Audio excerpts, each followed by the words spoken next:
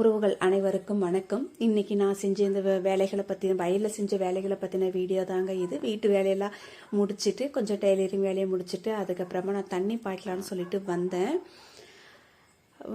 இந்த காவாயை சுத்தப்படுத்திட்டு நான் தண்ணி பாய்க்கிற வீடியோ தான். உங்களுக்கு டைம் இருந்தால் நீங்கள் பிடிச்சிருந்தா வீடியோ தொடர்ந்து பாருங்கள். இந்த வயலுக்கு வந்து தண்ணி பாய்ச்சி கிட்டத்தட்ட 2 மாதம் ஆயிடுச்சுங்க. கிணத்துலேருந்து தண்ணி பாய்ச்சி 2 மாதம் ஆயிடுச்சு. அந்த ஒரு வயலுக்கு மட்டும் தொட்டி இருக்கிறதுனால அந்த தொட்டியில் நம்ம வீட்டுக்காக நம்ம தண்ணி எடுத்து விடுறோம் இல்லைங்களா. டெய்லி வந்து நம்ம மாட்டுக்கு வீட்டுக்குன்னும் பொழுது கிட்டத்தட்ட ஒரு 1000 லிட்டர் தண்ணி நமக்கு தேவைப்படும். அப்படி நம்ம டேங்குக்கெல்லாம் தண்ணி ஏற்றும் பொழுது வந்து இந்த தொட்டிலைக்கும் பாதி வரும். அந்த தொட்டி நிறைஞ்சி போகிற தண்ணியை மட்டும் அப்பப்போ கொஞ்சம் கொஞ்சமாக ஒரு 2 மணிக்கு நாங்கள் வெட்டி விட்டு வந்துடுவோம். அது பாட்டுக்கு அது அப்படியே பாஞ்சு நிற்கும் மோட்டர் ஓடும் பொழுதெல்லாம். இப்போ வந்து இந்த தீவன பயிரை நம்ம கொத்தலாம். அப்போ கொத்தணும்னா ஒரே முகமாக எல்லாத்துக்கும் நம்ம தண்ணி வந்து பாய்க்கணும்னா நம்ம கிணத்துல இருக்கிற தண்ணி நம்ம மோட்டரை போட்டு தண்ணி பாய்க்கிற மாதிரி இந்த தொட்டி தண்ணி வராது. அதனால் வந்து தண்ணி பாய்க்கலான்னு சொல்லிட்டு வந்தேன். இந்த காவாயை பார்த்தா கண்டிப்பாக இதில் வந்து தண்ணி போகவே போகாது. நானும் வந்து ஓரளவுக்கு எல்லாத்தையும் சுற்றி சுற்றி டெய்லி நான் வேலை செஞ்சுனே தாங்க இருக்கிறேன். ஆனாலும் வந்து டைம் வந்து சீக்கிரமாக பொழுது போகிறதுனால வேலை கொஞ்சம் ஆகிறது கிடையாது. இந்த வரப்புலேயே நான் 2 டைம் பில்லு அறுத்த வீடியோ கூட நான் போட்டிருக்கோம். அதுவும் ஒரு குறிப்பிட்ட ஒரு சில நாட்களுக்குள்ளே தான் அது நடந்திருக்குது. ஆனாலும் இந்த பில்லுங்க வந்து நல்லா வளர்ந்துருக்குது.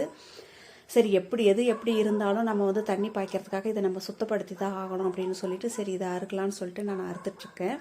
அறுத்துட்டு அதுக்கப்புறமா தண்ணி எடுத்து விடலாம் அப்படின்ட்டு இப்படி நான் அறுத்துட்டு சுத்தம் பண்ணி தண்ணி எடுத்து விட்டாலும் கடைசின்றதுக்குள்ளே போய் பார்த்தோம்னா எல்லாம் இந்த தக்காளி செடி ஃபுல்லாக அது அந்த காவா பிறண்டு போயிட்டு நெல் கையில் நிற்கிற மாதிரி தண்ணி நிறைய இருந்ததுங்க. வந்து பார்த்ததுக்கு பின்னாடி தான் தெரிஞ்சுது.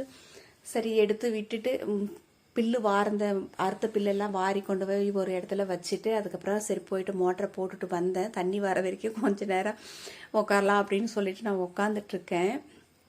தண்ணி கிட்ட வந்ததுக்கப்புறமா நம்ம எழுந்துக்கலாம். ஏன்னா வர நம்ம பில்லு அறுத்து வந்து கோலமெல்லாம் இருந்துச்சுன்னா அதுவும் வந்து தண்ணியில் வந்து அப்படியே இது நிற்கும். அப்புறம் தண்ணி வந்து பக்கம் இருக்கிற கைனிக்கு அப்படியே காவாயெல்லாம் அறுத்துன்னு போயிடும். தண்ணி வர கூடவே அடிச்சு விட்டுன்னு போயிடலாம் அப்படின்னு சொல்லிட்டு உக்காந்துட்ருக்கேன்.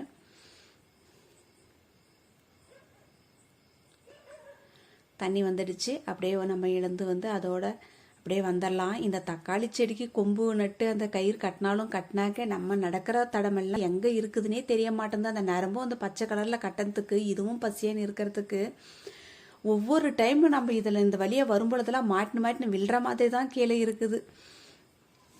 இந்த தண்ணி எடுத்து விட்டுட்டு இந்த காவாயை ஃபுல்லு இந்த மாதிரி நிறையவே பில்லு இருந்தது. அதை மட்டும் அப்படியே கையில் நான் பிடிங்கிட்டு வந்தேன். அப்போ வந்து என்னாச்சுன்னா அந்த வீடியோ எடுக்கிறதுக்கு முடியல. அந்த செல்லு வச்சுட்டு நான் வந்து வேலை செஞ்சுட்டு இருந்தேன். ஆனால் அதுக்கப்புறம் வேலையை முடிச்சுட்டு போயிட்டு செல்லு எடுத்து பார்த்தாக்கல எடுக்கலான்னு சொல்லிட்டு போனாக்கல செல்லு கீழே விழுந்துட்டு இருக்குது. அதனால் அந்த சரக்கு பாய்ச்சனம் தண்ணி வீடியோ மட்டும் இல்லை. ஏன்னா ஒவ்வொரு மடையும் இந்த மாதிரி நம்ம திருப்பும் பொழுது தண்ணி நல்லா உப்போற வரைக்கும் நம்ம விடுறதுனால கொஞ்சம் டைம் எடுக்குது. ஒரு 5 நிமிஷம் 7 நிமிஷம் அந்த மாதிரி ஆயிடுது. இப்படி திருப்பி விட்டுட்டு சும்மா ஒரு 5 நிமிஷம் கண்டிப்பாக என்னால் வந்து சும்மா இருக்கவே முடியாது. அதனால் அந்த சரகு பாயிற வரைக்கும் இந்த காவாயில் இருக்கிற பில்லெல்லாம் அப்படியே கையில் பிடிங்கி அழைச்சி வச்சுட்டேன். சரி மாட்டுக்கு ஆகட்டும் அப்படின்னு சொல்லிட்டு தண்ணி விட்டு நம்ம பில்லு பிடுங்கினா கொஞ்சம் ஈஸியாக இருக்குது. கொத்துறதுக்கும் இன்னும் கொஞ்சம் நல்லா இருக்கும். வேரோட நம்ம பிடுங்கிட்டுங்களா கொத்துற அன்னைக்கு நம்ம கொஞ்சம் உடம்பு நல்லா இருக்கும் அப்படின்னு சொல்லிட்டு பிடுங்கிட்டேன். இந்த கால் வந்து நல்லா தண்ணியில் ஊறதுக்கு அதுக்கும் அப்படியே கொஞ்சம் மோட்டு தாங்கினா கூட அப்படியே காலில் ஏறுதுங்க. சரி இது ஒரு பக்கம் பாயிட்டோம். அப்பப்போ நம்மளும் கொஞ்சம் பக்கத்துலேயே வந்து நமக்கு மக்காச்சோள கதிர் வந்து வாவான்னு கூப்பிடுது. அதை போயிட்டு ஒடிச்சின்னு வந்து ஒரு மடை தண்ணி பாயறதுக்குள்ளே அதையும் ஒன்று சாப்பிட்டு முடிச்சுட்டு அதுக்கப்புறமா பாருங்கள் தண்ணி எல்லாம் நல்லா பாஞ்சிருக்குது.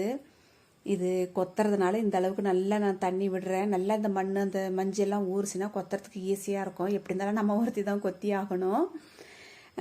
இந்த மாதிரி கொத்தினோம்னா கொத்தும் பொழுது நமக்கு கஷ்டம் இருக்காது.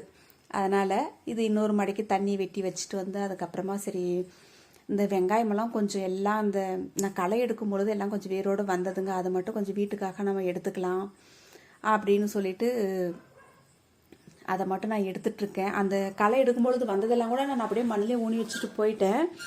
சரி இப்போ வந்து அதை எடுத்துக்கலாம். ஒரு மடை தண்ணி பாயறதுக்குள்ள அந்த இருக்கிறதெல்லாம் பொறிக்கணும் வந்துடலாம் அப்படின்னு சொல்லிட்டு போயிட்டு இருக்கிறதெல்லாம் நான் பிடிங்கிட்டுருக்கேன். சரி பிடுங்குந்து போதும் வீட்டுக்காக மட்டும். இதுவே கிட்டத்தட்ட நமக்கு 1 கிலோவுக்கு மேலே வந்துடும். இருக்கட்டும், அதுக்கப்புறமா இன்னும் கொஞ்சம் வெங்காயம் இதாகட்டும், அதுக்கப்புறமா நம்ம இருக்கிறதெல்லாம் பிடுங்கிக்கலாம் அப்படின்னு சொல்லிட்டு அதுக்குள்ளே நான் வரத்துக்குள்ளே அந்த மடை தண்ணியும் பாஞ்சிட்டு இருந்தது. இன்னொரு மடைக்கு நம்ம திருப்பி விட்டுடலாம். திருப்பி விட்டுட்டு அதுக்கப்புறம் நம்ம போய் மோட்டரை ஆஃப் பண்ணிட்டு வந்துடலாம். ஏன்னா அது அங்கேருந்து நமக்கு காவாய் வர தண்ணி அந்த இருக்கிற இன்னொரு மடையும் நமக்கு பாஞ்சிக்கும்.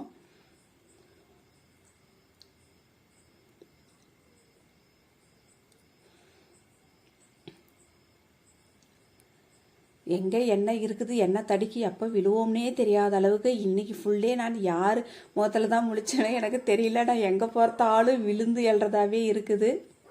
அவ்வளோதாங்க, மோட்டரை ஆஃப் பண்ணிவிட்டு வந்துட்டேன். அது இருக்கிற இன்னொரு மடைக்கு திருப்பி விட்டுட்டேன், பாஞ்சிக்கும். இந்த வீடியோ உங்களுக்கு பிடிச்சிருந்தா லைக் பண்ணுங்கள், சப்ஸ்கிரைப் பண்ணுங்கள். அடுத்த வீடியோவில் பார்க்கலாம்.